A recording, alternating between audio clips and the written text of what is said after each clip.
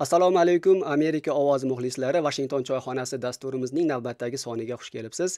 Bugungi dasturimizda biz hamkasbim Odil Ro'zaliyev bilan AQSh prezidenti Donald Trampning tashqi siyosati haqida gaplashamiz. Donald Trump yaqinda ilk bor xorijiy safarga chiqdi.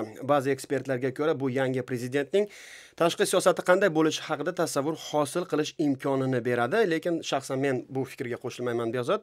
Bu haqda dasturimiz davomida hali gaplashamiz. Yaxshi, keling, Donald Trump ilk xorijiy safarida qaysi davlatlarga bordi? Mana shu davlatlarni sanab chiqsak, bular Saudiya Arabistoni, Isroil, Belgiya va Italiya. Qizig'i, mana shu davlatlarning 3tasi asosiy 3 yetakchi din islom, yahudiylik va nasroniylikning muqaddas maskanlari joylashgan davlatlar hisoblanadi. Sizningcha Donald Trump birinchi safarini nega aynan shu davlatlardan boshladi?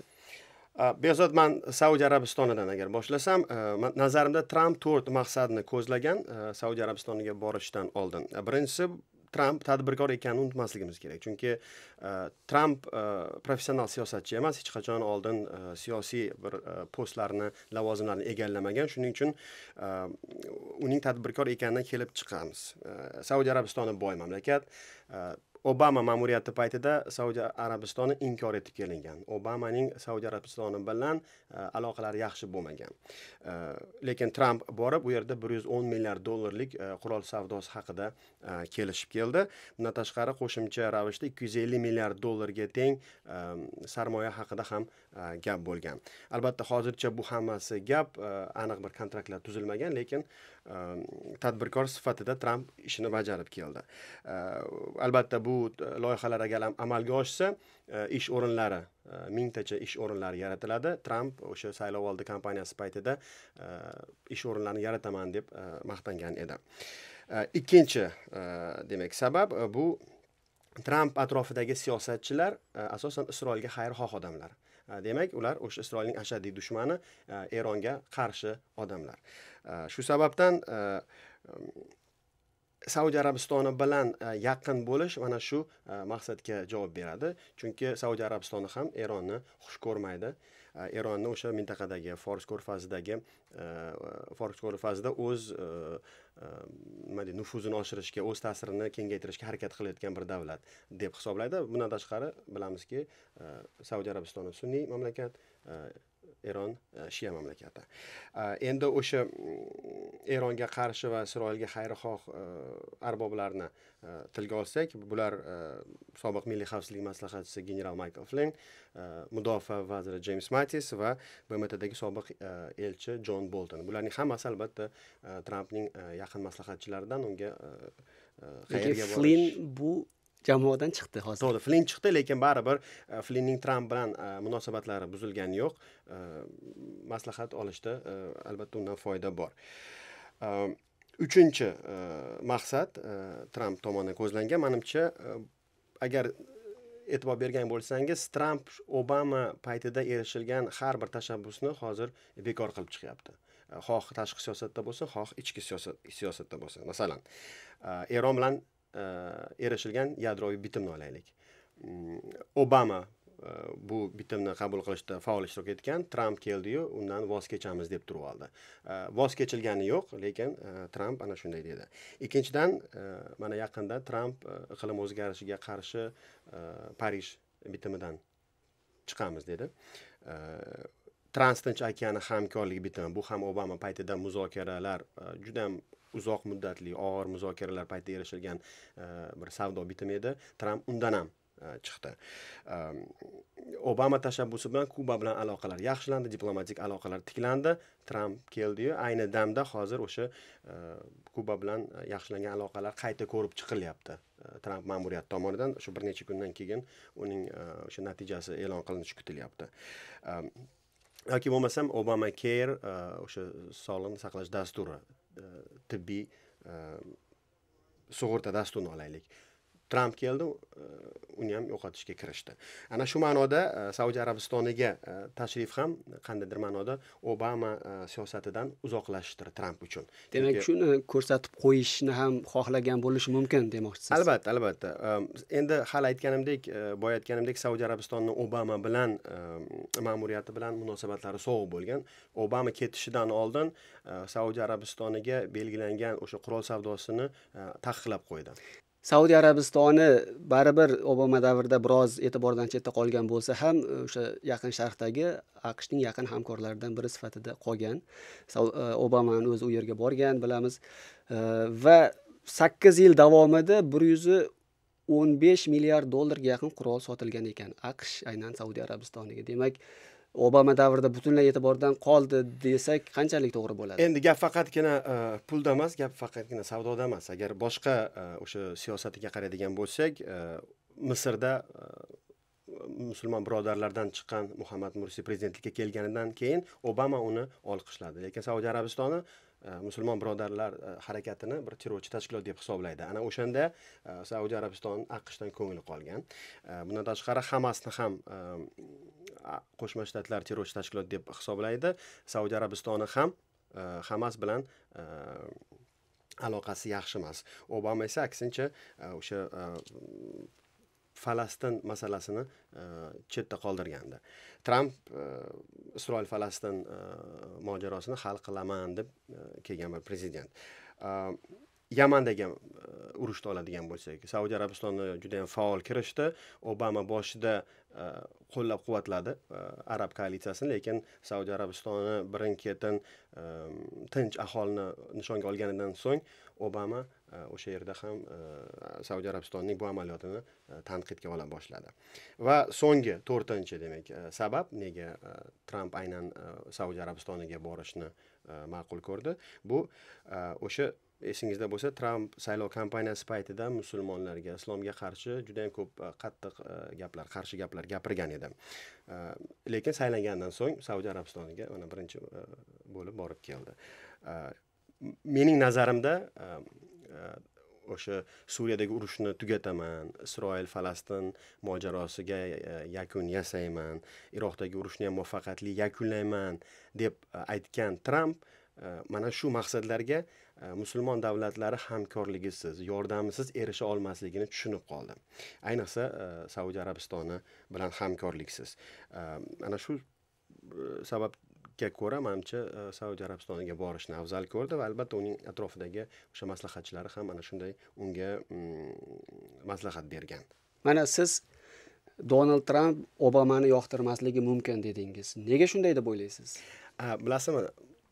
Yana bu meni shaxsiy fikrim. Nazarimda o'sha saylov kampaniyasi paytida Obama Trampga qarshi qattiq gapirgan. Uni tanqid qildi va Trampning saylovdagi raqibi Hillary Clintonni qo'llab-quvvatlab har joyda juda ham faol ravishda u uchun bir targ'ib qilib ketdi, tashviqot olib bordi. Ikkinchi tomondan Obama va Tramp o'rtasida o'sha mafkuraviy farqlar ham bor. Tramp bilasiz respublikachi, Obama demokrat. Endi bu ikki partiya o'rtasidagi kurash doim bo'lib kelgan. Tahlilchilarni kuzatishicha, Trampning o'sha Saudiya Arabistonida musulmon yetakchilari bilan uchrashuvi Yevropada AQShning azaliy ittifoqchilari bo'lgan NATO yetakchilari bilan bo'lgan uchrashuvlarga qaraganda silliqroq kechgan, go'yoki samimiyroq ko'ringan. Buni sababi nimada deb o'ylaysiz? Buni sababi yana o'sha mening nazarimda yana pulga borib taqaladi, chunki NATOdagi hamkor davlatlar, yaxshi bilasiz, ba'zi davlatlar o'z badalini vaqtida to'lamay kelayotganda, o'z badalini yetarlicha miqdorda to'lamay kelayotgan edi va mudofaa uchun juda kam pul sarflayotgan edi. Endi buning sababi Yevropadagi ayrim mamlakatlarda ijtimoiy dasturlar kuchli bo'lgani uchun davlat byudjetidan pul, o'sha mudofaaga ajratiladigan pulning bir qismi bari o'sha ijtimoiy muhofaza dasturlariga sarflanadi. O'sha sababdan ular, bundan tashqari ular AQShga ishongani uchun ham, AQSh yaxshi bilamiz, NATOning byudjetining juda katta qismini qoplab keladi. O'shaning uchun ham yillar davomida ular yetarlicha davomida pul to'lamay kelgandi. Tramp bundan norozi bo'lgan. O'sha saylov paytida ham agar prezident bo'lsam, ularni o'sha to'lattiraman pulini deb aytib kelgan edi. O'shaning uchun NATOning Bryusselga safari sal so'roq o'tdi. Saudiya Arabistonida esa Tramp juda iliq kutib olishdi. Birinchidan, ikkinchidan o'sha aytganidek bir necha 100 milliard dollarlik kontraktlar tuzilmadi, lekin o'sha kontraktlar tuzish haqida gap ketdi. Shuning uchun bo'lsa kerak mana shunday farqni ko'rish mumkin. Dasturimiz boshida siz Trampning birinchi xorij safaridan uning tashqi siyosati qanday bo'lishi oydinlashdi degan fikrga qo'shilmasligingizni aytdingiz. Shuni ham izohlab o'tsangiz. Boya aytganimdek, Tramp professional siyosatchi emas. Hech qayerda oldin o'sha siyosiy lavozimlarda ishlamagan, diplomatik tajribasi yo'q. Tadbirkor. Shuning uchun Trampdan siyosatda nima kutishni odam bilmaydi. Agar saylov oldi chiqishlariga e'tibor beradigan bo'lsangiz, o'sha saylov oldi kampaniyada bitta gapni aytganda, so'ng prezident bo'lgandan keyin uning teskarisini qilgan. Masalan, Xitoyga qarshi qattiq gaplar gapirdi. Prezident bo'ldi, Xitoy prezidenti Si Szinpin AQShga kelib, Tramp uni yaxshi kutib oldi, juda yaxshi gaplashishdi, Xitoyni maqtashni boshladi. Yoki mana o'sha musulmonlar haqidagi gaplarni oladigan bo'lsak, musulmonlarga qarshi gaplari, islomga qarshi gaplarida prezidentlikka saylangandan so'ng birinchi tashrif Saudiya Arabistoniga bo'ldi. Yoki Rossiyaga bo'lgan siyosatni oladigan bo'lsak, o'sha saylov paytida Rossiya bilan aloqalarni yaxshilayman, Qrimni Rossiyaning hududi deb tan olaman, sanksiyalarni olib tashlayman degan odam haligacha Rossiya bilan bir yaqinlik yoki bir iliqlikni ko'rganimiz yo'q. Xuddi shunday tashqi siyosat yana o'zgarishi mumkin degan fikrdasiz. Albatta. Shuning uchun endi bu yerda bir necha fikrlar bor. Tramp bir mohirona nima deydi, muzokarachi sifatida shunday qilyaptimi, bir ayyor siyosatchi arbob sifatida shunday qilyaptimi, yoki Tramp tajribasiz bo'lgani uchun nima qilayotganini bilmasdan ish olib boryaptimi? Ba'zilar hattoki ochiqchasiga Trampni